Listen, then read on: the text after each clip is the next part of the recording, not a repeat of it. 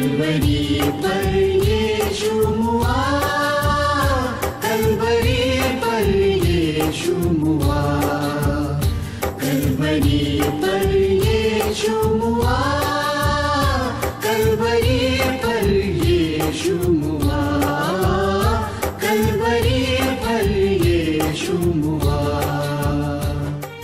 हमारे उद्धारकर्ता प्रभु यीशु मसीह के पवित्र नाम में आप सभी को अभिवादन। पवित्र शास्त्र बाइबल की पुस्तक में मरकुस के सुसमाचार के 15वें अध्याय के 29वें और 30वें वचन में लिखा है, और मार्ग में जाने वाले सिर हिला हिलाकर और यह कहकर उसकी निंदा करते थे कि वाह, मंदिर के ढाने वाले और 3 दिन में बनाने वाले क्रूस पर से उतरकर अपने आप को बचा ले। निर्दोष और पवित्र होते हुए भी क्रूस पर मृत्यु सहने वाले प्रभु यीशु मसीह का अपमान करने की जैसे मानव प्रतिस्पर्धा ही चल रही थी।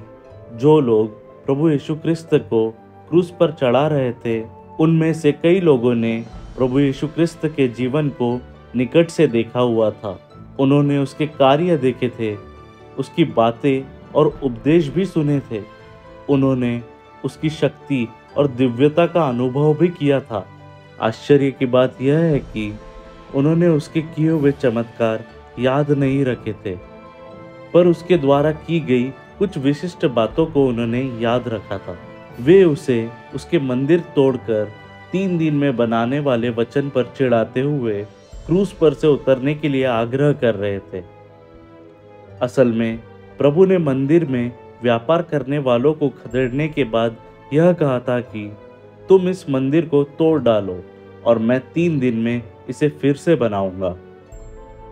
वास्तव में वह उपमात्मक रूप से ही अपने शरीर को इस मंदिर के रूप में बता रहे थे। उनके उस वचन का अर्थ उन्हें समझ में नहीं आया था। मसीह द्वारा मंदिर का टूटना मतलब क्रूस पर मारा जाना था, और तीसरे दिन में फिर से बनना मतलब तीसरे दिन मृत्यु से पुनर्जीवित होना था। उन्होंने जो कहा वह कर कर दिखाया भी। तीसरे दिन वह कब्र, मृत्यु और शैतान तीनों को पराजित करके जीवित हो गए। शिष्यों को भी तब उस वचन का मतलब समझ आया और उन्होंने उन वचनों पर विश्वास किया।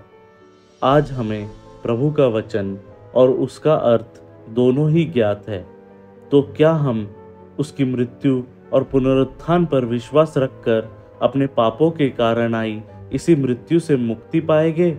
क्या हम अनंत जीवन के भागीदार बनेंगे? ऐसा करने के लिए परमेश्वर हमारी सहायता करे। धन्यवाद।